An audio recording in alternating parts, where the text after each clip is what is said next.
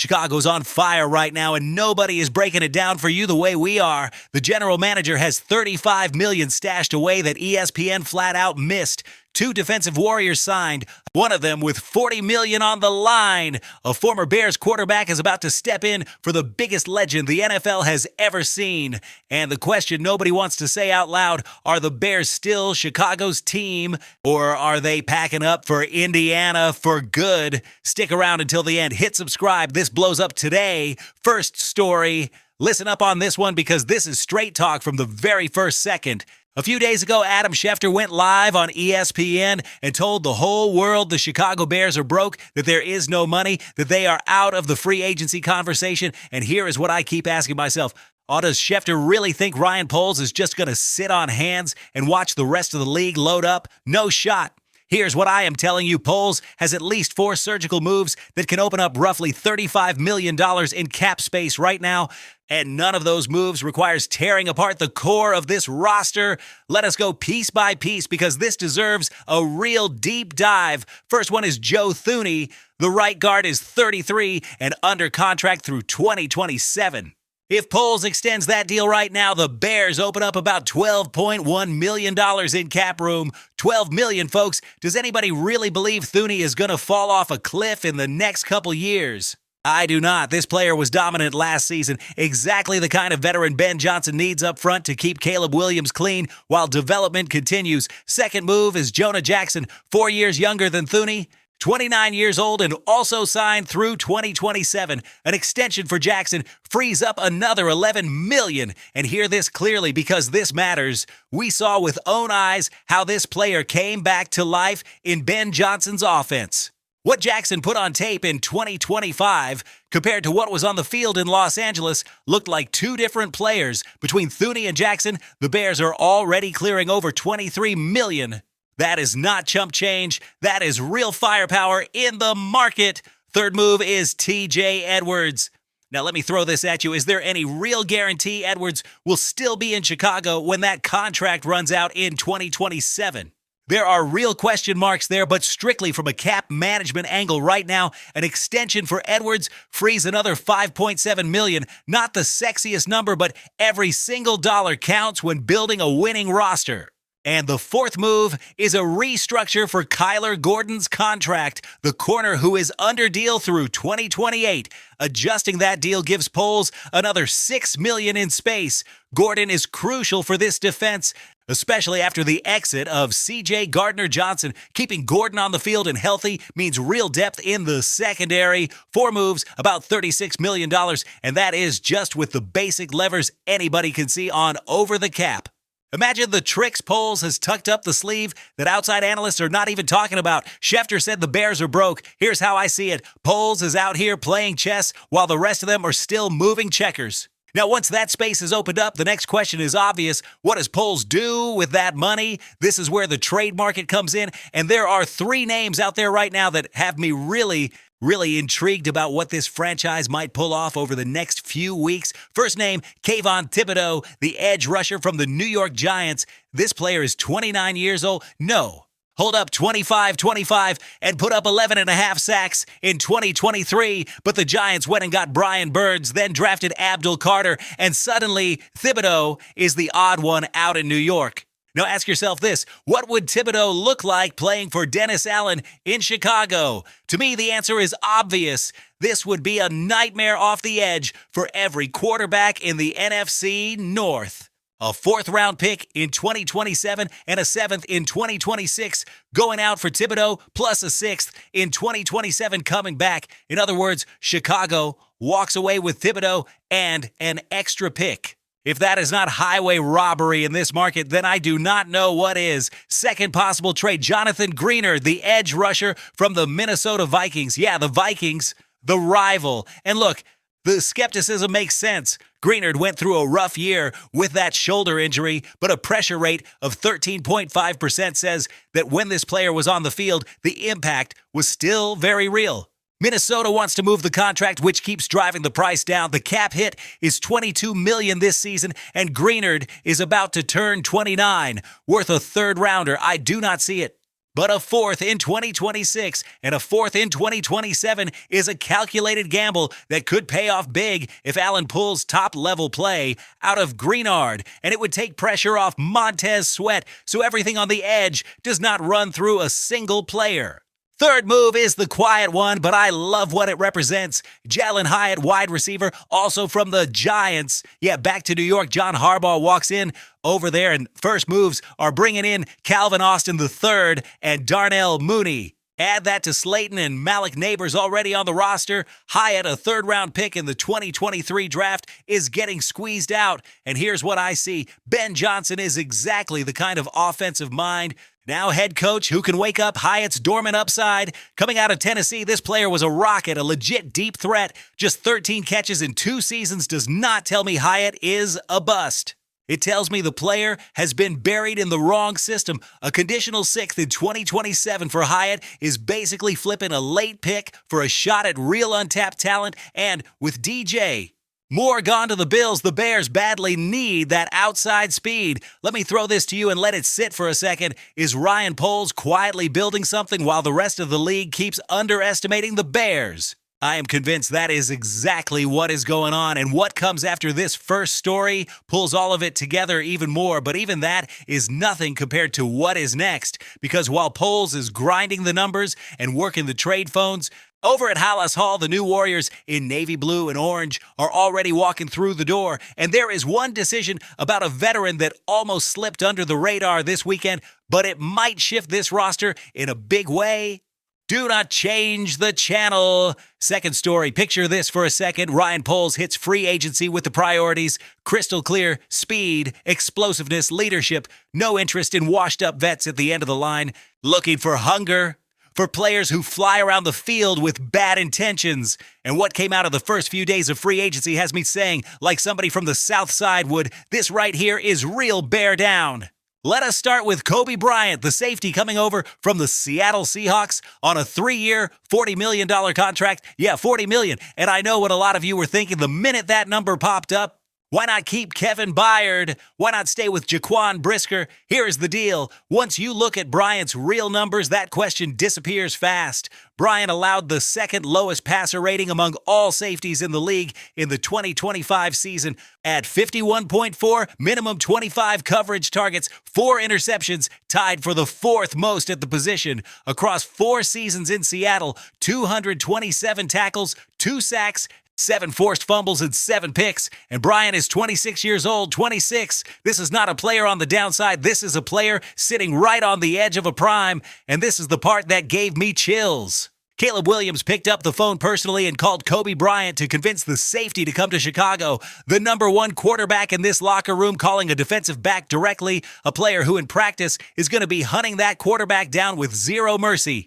That tells you everything about the leadership Caleb is starting to show. In Bryant's first press conference, the quote went like this: "He is only scratching the surface. Year 3, big expectations." And Bryant is expecting greatness out of Caleb. That is not what a player says when this is just about the money. That is somebody who saw something special in this franchise and wanted in. And here is the question. When was the last time a high-end player from another organization openly said they wanted Chicago because they saw a winning culture? Just that answer by itself says a lot about what Kevin Warren, Ben Johnson, and Ryan Poles have been building to flip the perception of this team. After years of watching this franchise take punches, from the Trubisky era to Nagy getting fired to all those seasons of letdowns, there are finally players who see the Bears as a destination, not as a last resort. Now let us talk about the other signing, Devin Bush, the linebacker coming in from the Cleveland Browns, that NFL's own next-gen stats platform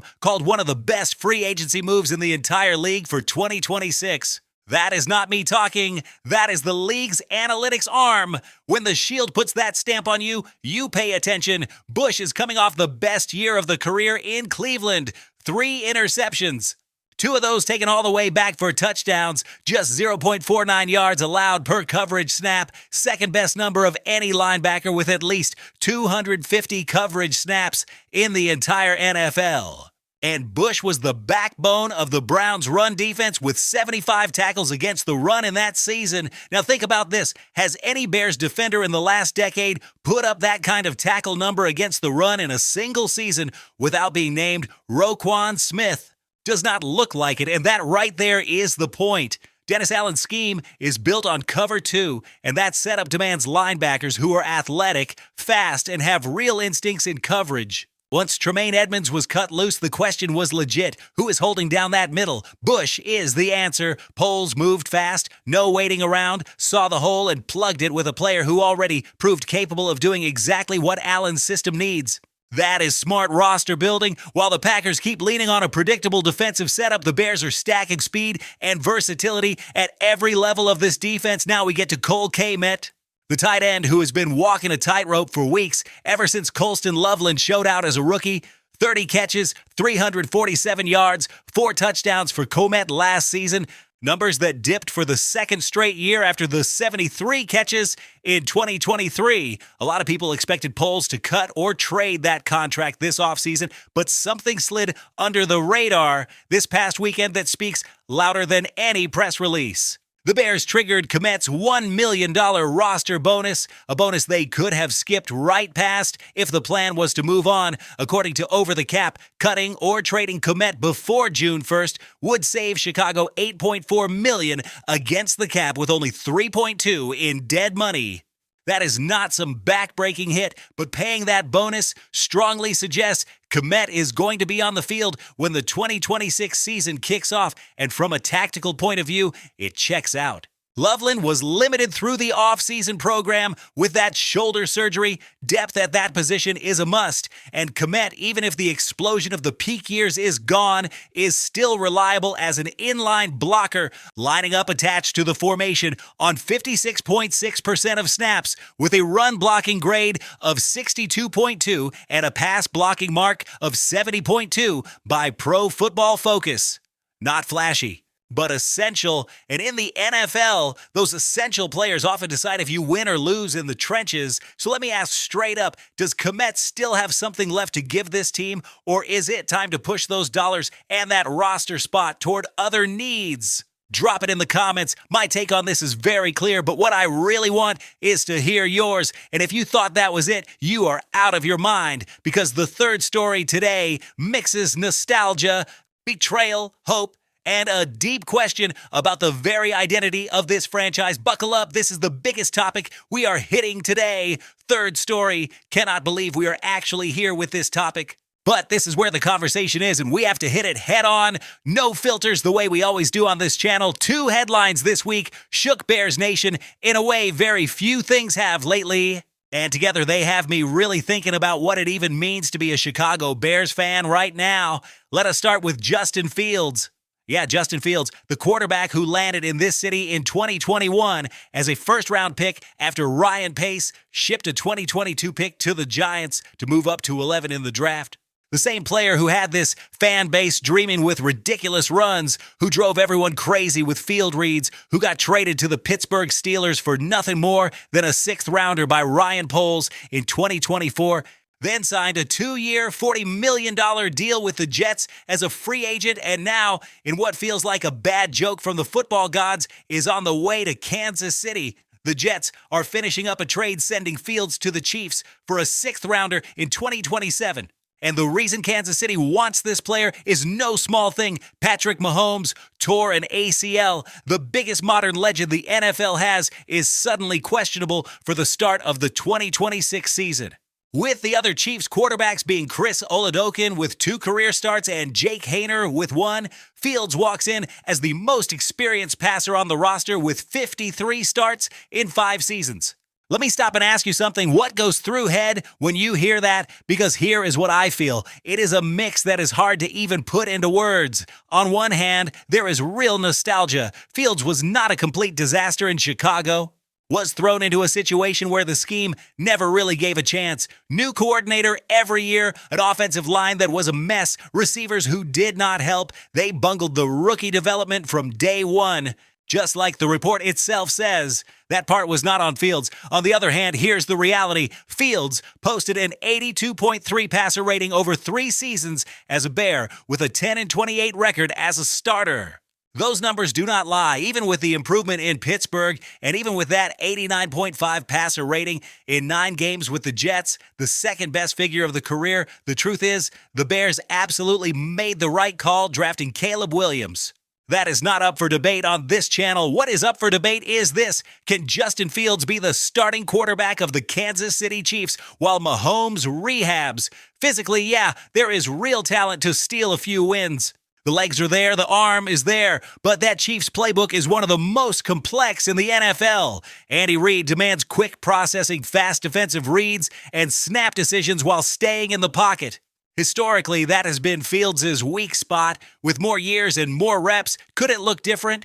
Maybe. I think Fields is going to have some rough stretches, but also has enough juice to keep the Chiefs competitive while they wait for Mahomes to come back. What do you think? Drop it in the comments because I want to see every angle on this. Now, the second part of this third story is the one that really has me in a reflective mood about this franchise's future. The stadium situation. Indiana Governor Mike Braun signed a law on February 26th that greenlights funding for a brand new stadium in Hammond, Indiana, just 28 miles from Chicago. And the Bears put out a statement saying the franchise is grateful for Indiana's leadership in setting the framework for a stadium development in Northwest Indiana. Grateful, that is a very specific word. A team that has zero interest does not use grateful. So what is Illinois doing? Back in 2023, the Bears bought 326 acres of land in Arlington Heights for $197.2 million for a potential stadium project. But there are property tax issues, construction timeline questions, and a consultant report that laid out the Bears are seeking $855 million in public funds just for infrastructure. While Illinois still argues Indiana already moved, Arlington Heights Mayor Jim Tenaglia said something that sent a chill down the spine. In the first State of the Village address, said waiting until the end of May is basically a no from the Bears. That they have already been dragged through the ringer too many times. That is the mayor of the town where the Bears bought the land talking like the clock is about to hit 0. If the person who should want the Bears there more than anybody is saying time is almost up, then the situation is urgent. Soldier Field holds 61,500 seats, smallest stadium in the NFL. The Bears do not own it. They are paying rent through 2033. No control over stadium operations, concessions revenue, parking money, or special events. President and CEO Kevin Warren has been crystal clear. This franchise needs a domed stadium that can host a Super Bowl, the NCAA Final Four, and big-time global events. That is something Soldier Field simply cannot deliver. And this is where I get a little philosophical, so stay with me. The Chicago Bears are the 4th oldest franchise in the league. Monsters of the Midway. Butkus, Peyton, Urlacher, the 85 defense, a whole cultural identity tied to this city. And that leaves the hardest question I have ever asked on this channel. Are they still the Chicago Bears if they move to Hammond, Indiana? Here's where I am at. This franchise is always going to be the Bears. But losing this team from Illinois would be a cultural wound this city would be dealing with for decades. Chicago deserves a winner.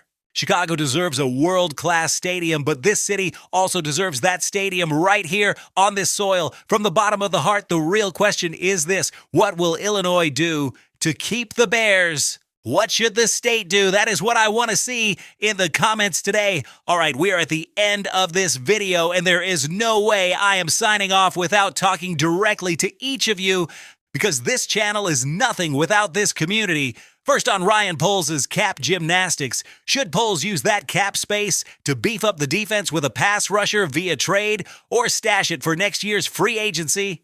Tell me in the comments exactly what move you would make if you were sitting in that general manager chair at Halas Hall. I want to read every single idea. Second on Kobe Bryant, Devin Bush, and Cole Kmet.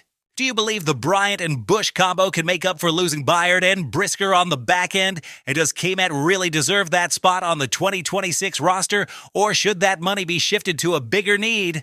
Vote in the pinned comment I am leaving down below. Third, the one I care about the most and the one I need answered today. If the Bears move to Indiana, are they still your Bears? Are you still riding with this franchise from outside Illinois?